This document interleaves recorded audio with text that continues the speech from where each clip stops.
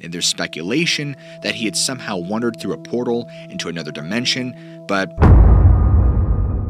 on tonight's episode, we're going to walk through 3 terrifying park ranger stories. Get ready.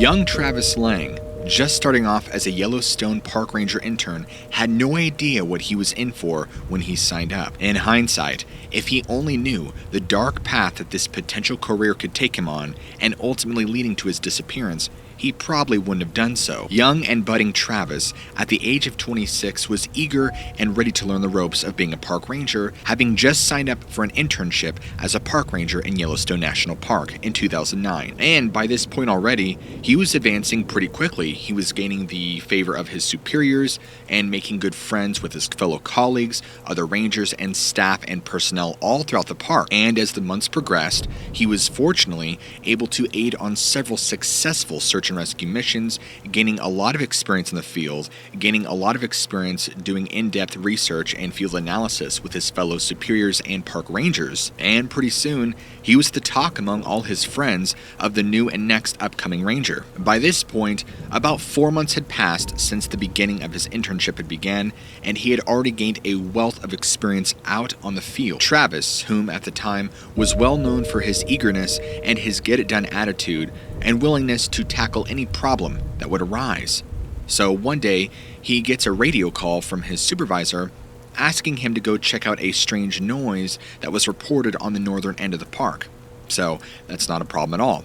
He goes and checks it out and radios back to his supervisor about 30 or so minutes later that everything is fine, everything checks out, it looks good. However, in the following days to come, his friends and colleagues at the park would notice Travis's behavior begin to change, and not for the better. One good friend of his actually made a comment to his supervisor, who was overseeing Travis directly, mentioning how his behavior had become more sporadic, reckless, and began acting far out of character. Even his own supervisor began taking notice of just how strange Travis had been acting. It seemed like at some points in time, he was able to hold himself to a well-mannered and professional level, while at other times he seemed overcome with emotion and began acting animalistic and barbaric. His supervisor even began noting down just how strange Travis was now acting and was gravely concerned. And so now it's about the middle to end of September. It's been roughly about 5 months at this point since Travis was first brought on. Upon his boss trying to get a hold of him, he can't. And so he begins questioning everybody else on the team. Where's Travis? Where's Travis? I need to get a hold of him. And nobody knows where he's at. However, one ranger who had just worked with him that morning doing their morning rounds had spoken to the boss, telling him, I actually just saw him a couple hours ago. He had went to go speak to a hiker on one of the trailheads. That was only about 2.5 hours ago, so I would imagine Travis could not be far from there if he were to be around there. But why he's not answering his radio, none of us know. So, 2 of his colleagues set off to go and find Travis on this trailhead, hoping they could find him and find out why he was not answering his radio. Well, after traveling down that exact same trailhead they last saw Travis go down, about 2 to 2.5 miles, there was no trace of him or the hiker in which he was talking to. Completely puzzled by this, his coworkers began to search more and more throughout the trails and all around the park in search for him, reaching out to his cell phone, reaching out to his radio, seeing if maybe he had gone back to his vehicle for whatever reason, perhaps he was in the bathroom, but they could not find signs of Travis anywhere, no matter where they looked. And by the end of Travis's shift, he was still nowhere to be found, he was still clocked in, he had never even gone on break or gone on his lunch break yet. So now, staff were starting to panic, wondering what had happened to Travis, thinking perhaps he had gotten lost or hurt while trying to get out to this hiker on the trailhead, and for some reason was not either able to call out for help or maybe was unconscious. A search party for Travis Lang was quickly put in place and searched and scoured the entire park for 3 days. But no signs of him came up anywhere. It's simply as if Travis had just vanished out of nowhere in thin air. With the search party still going on, but reaching out further and further at the park in hopes to find any signs of Travis, they remain unsuccessful. About 5 days after the day of Travis's original disappearance, a couple of campers, 3 separate campers actually, in 3 separate campsites, all within a half-mile radius of where Travis was said to disappear at, they all reported strange sounds of gurgling as if somebody was choking on blood or crying out for help. All of them, alarmed and disturbed by hearing this, had reported it to some of the park staff. Word got out between park staff, which went to Travis's supervisor, which he feared for the worst and figured something bad had happened to Travis, and the sound they were hearing was actually Travis. So, with this new information, the search party had changed their route. Now, going back to the same area to where he was last seen at, they make a new, terrifying discovery. About 70 feet off the trail is what one of the lead rangers discovered is blood.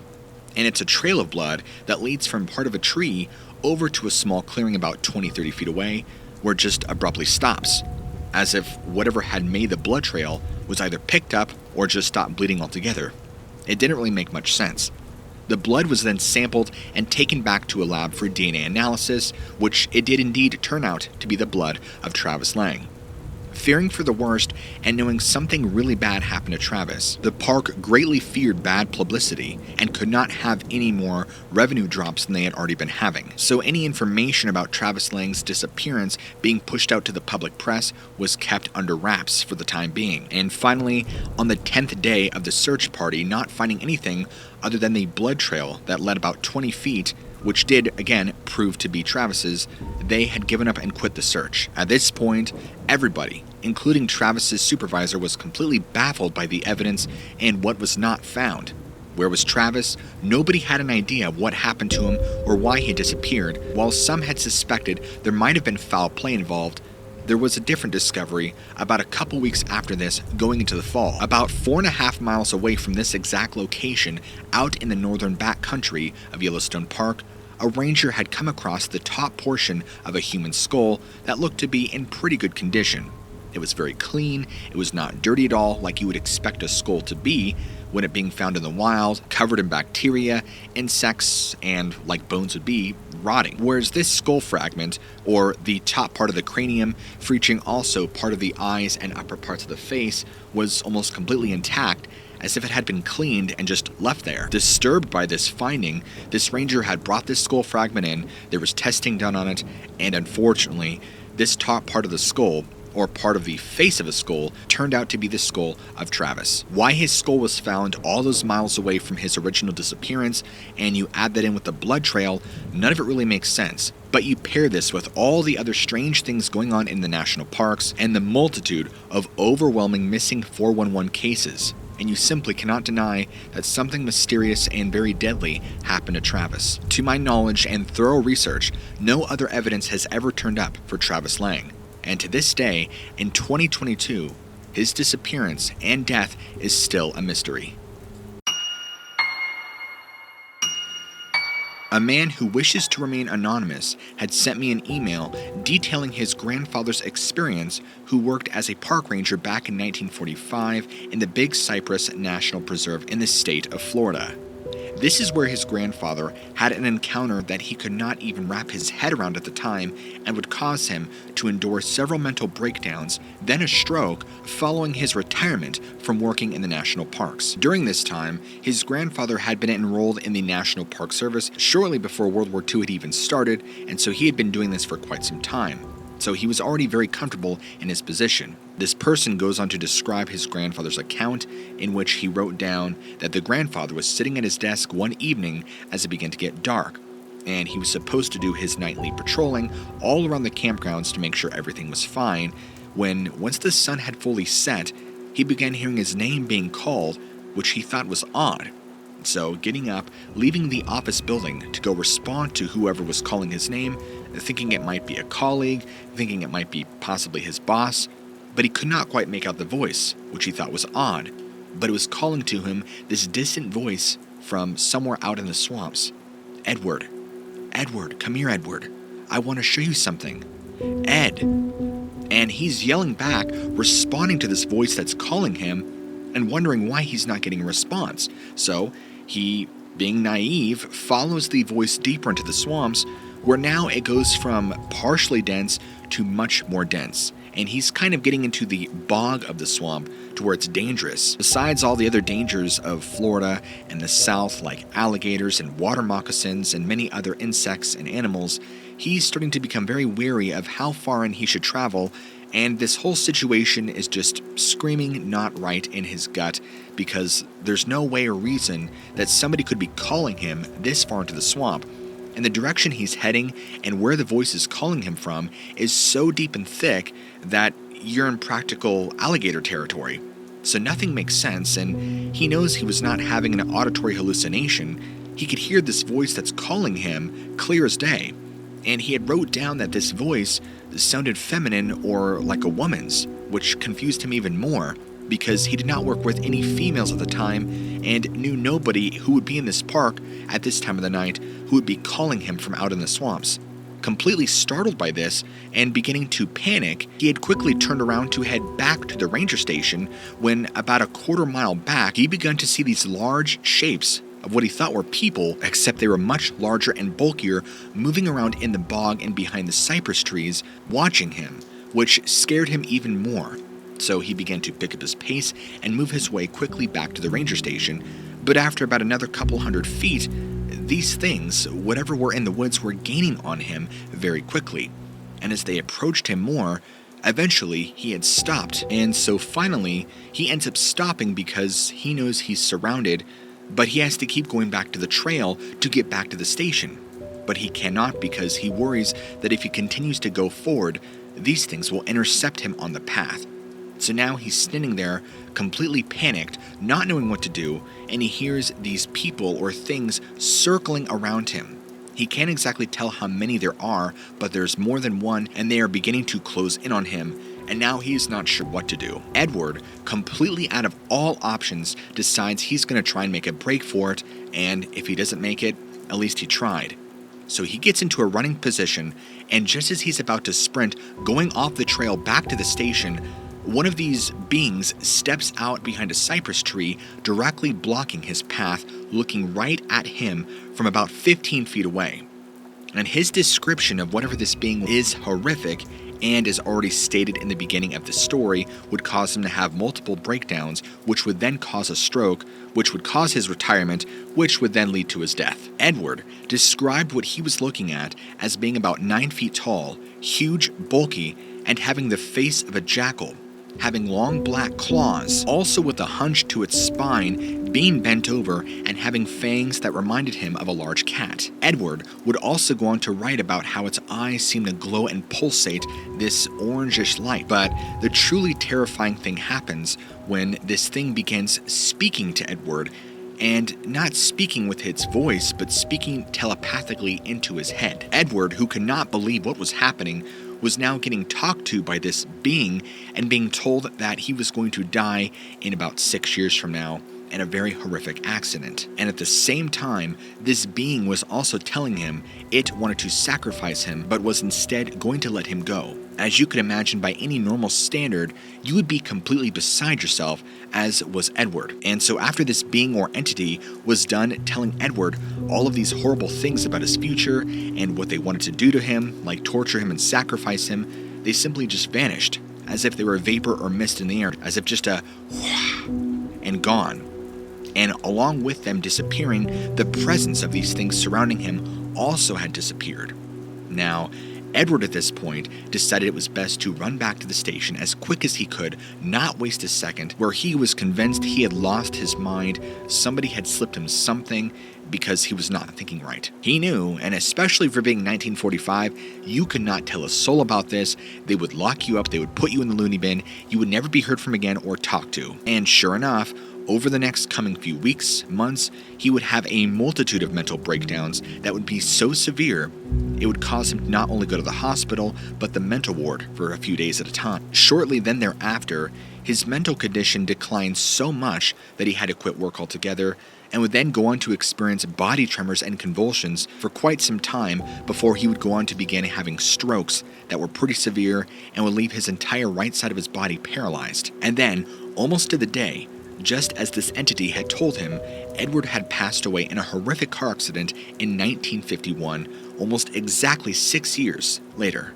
just as the entity had described. The notes on this portion of the story are rough, but it is believed to be that Edward was being transported somewhere by a friend or family member, somebody who was trusted when the accident had occurred, killing both the driver of the other vehicle killing Edward's family or friend and killing Edward himself, who at the time was paralyzed from the right side due to all the strokes and was continuing to have declining mental health, body tremors, and convulsions, and was going to die soon anyway due to his underlying mysterious condition he had developed since the original encounter. It is unclear of what Edward saw out in the swamp or what he had encountered, if he had talked to some sort of demonic being or if this was an alien entity of some sort, but whatever the case may be, spoke to him and told him his future and told him when and how he was going to die, and it became fulfilled. The experience of this alone for Edward must have been so traumatic since it caused him so many mental breakdowns and a declining mental state. I do believe that Edward had come into contact with some sort of creature or entity, but for what reason, I'm still unsure. And to this day, there have been no reports of a creature described exactly as Edward has, whether it be in Florida or any of the surrounding areas or states. From what I've gathered from this anonymous individual, from not only his family history, but from reports and sightings of Florida and the surrounding areas, is there's been no other talk of a creature or being similar to what Edward saw, which means this entity is still at large and could still be hanging out in the swamps of Florida and the South.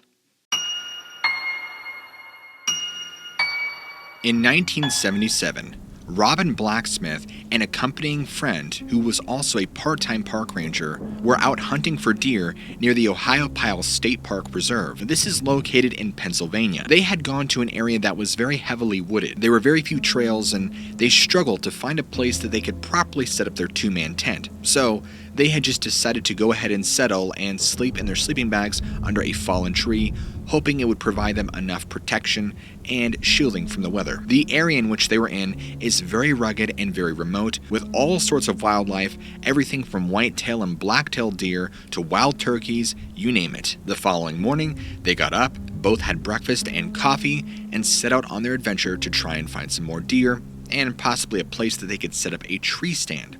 Well, they had followed a dry creek bed for about 2 miles when things began to change. The forest, out of nowhere, seemed to grow incredibly dense, like it was closing in on them, and the canopy above had become so thick that now visibility was getting harder and harder. However, figuring this was just a spot or an area of denser brush, they concluded that nothing was really wrong, and they should just try and push forward and try and get through this small area of dense brush to get to the other end. However, the problem was that the deeper they would go into the brush, the thicker it became, and they were not finding a way out on the other side.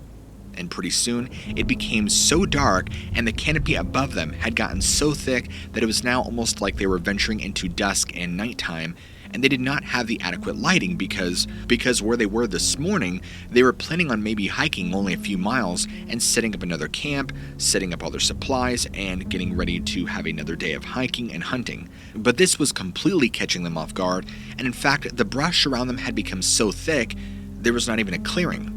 They had no way to even set up a tent or anything if they'd wanted to, or even find a river or a creek to get water from, and they were beginning to panic, because now, not only was it becoming so dark, and that the brush around them was so thick and suffocating, they had begun to become disoriented and lose their place in panic, which is the worst thing anybody can do in the outdoors. After several hours of this going on, they both came to the conclusion themselves that it would be best to just turn around, hike the 2-3 miles back out into the brush where it was far more open, and set camp back up where they had initially done this morning.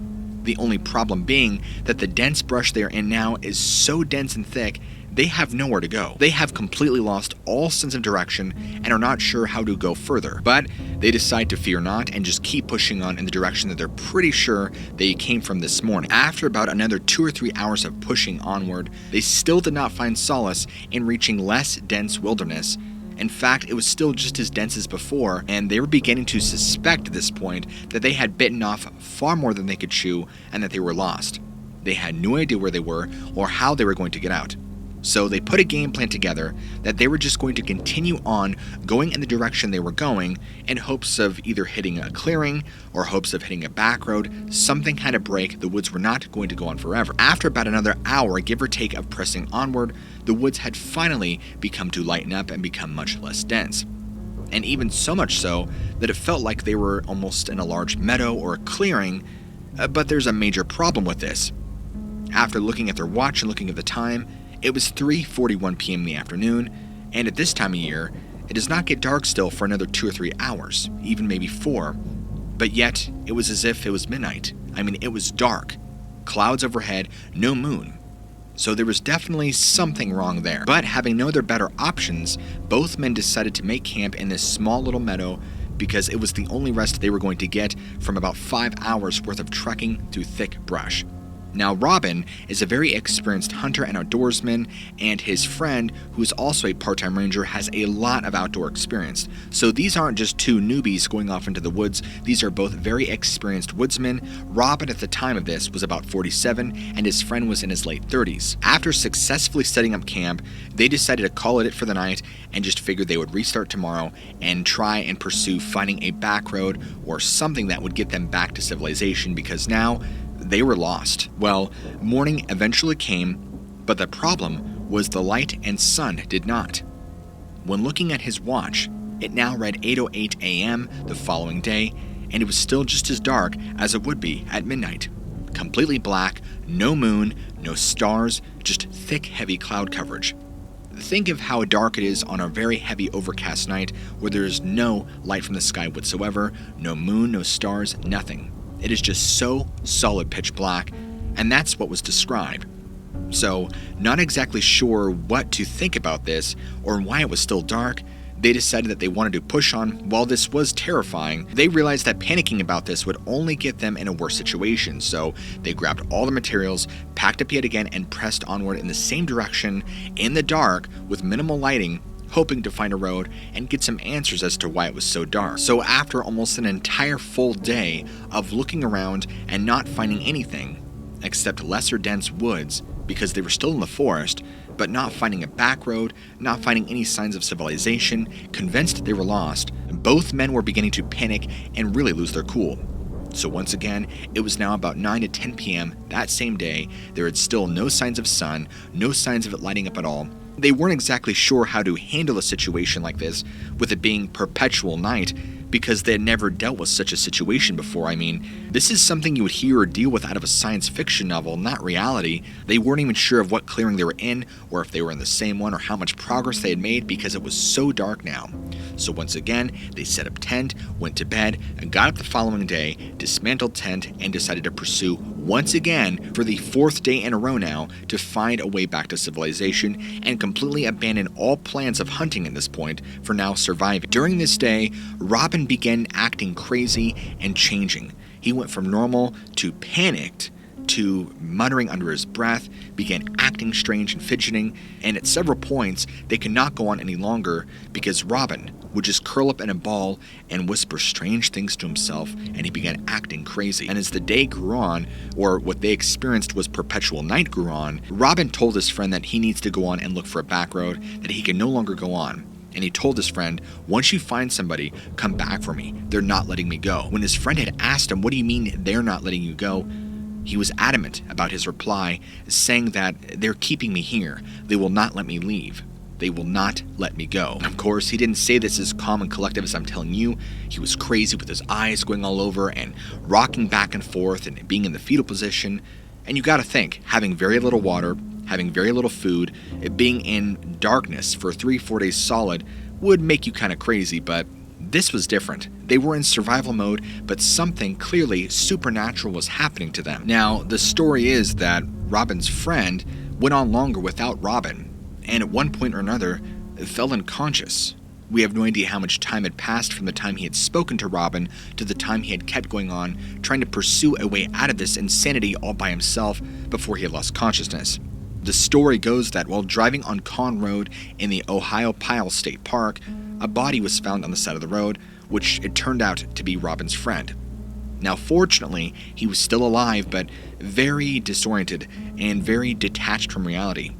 He too was muttering strange stuff, looked extremely malnourished and dehydrated, and fortunately was rescued and brought to the hospital where he could be nourished back to life and was able to tell his story. Upon giving his story, though, to authorities, they were incredibly confused by this man's circumstances and his story because There's no way where this man was found that he could have endured such a horrific adventure, considering the terrain and the area in which they were in currently and where he was found. And so that same day, a search party was sent out to go look for Robin, or his remains potentially, from right where the area off Cornfield Road is, and within about 5 to 6 days' time, the entire state park had been thoroughly searched, and there were no signs of Robin. And to this day, even though this was back in 1977, Robin Blacksmith is still considered missing, and nobody knows any idea of what happened or why this man and Robin experienced perpetual night. The miles and miles of densely thick underbrush and growth simply did not exist in the state park like this man had described. However, after undergoing several psychiatric evaluations and a polygraph test, his mental state came out perfectly clear, he was not lying about what he had experienced, and he was not hallucinating. These men had clearly experienced something supernatural, something or somewhere that would cause you to experience perpetual night. And there's speculation that he had somehow wandered through a portal into another dimension, but that's all just speculation and hearsay. However, it is very weird that he was found unconscious and had been so for an unknown length of time right by Con Road. This case, and all the strange and mysterious circumstances surrounding it, are still a mystery to this day, 45 years later. If you guys enjoyed this video, make sure you go ahead and hit that like button, hit that subscribe button, and let me know what you think in the comments below. As always, I'll be releasing new great content for you to watch, so be sure to stick tuned for that, and I'll see you guys in the next video.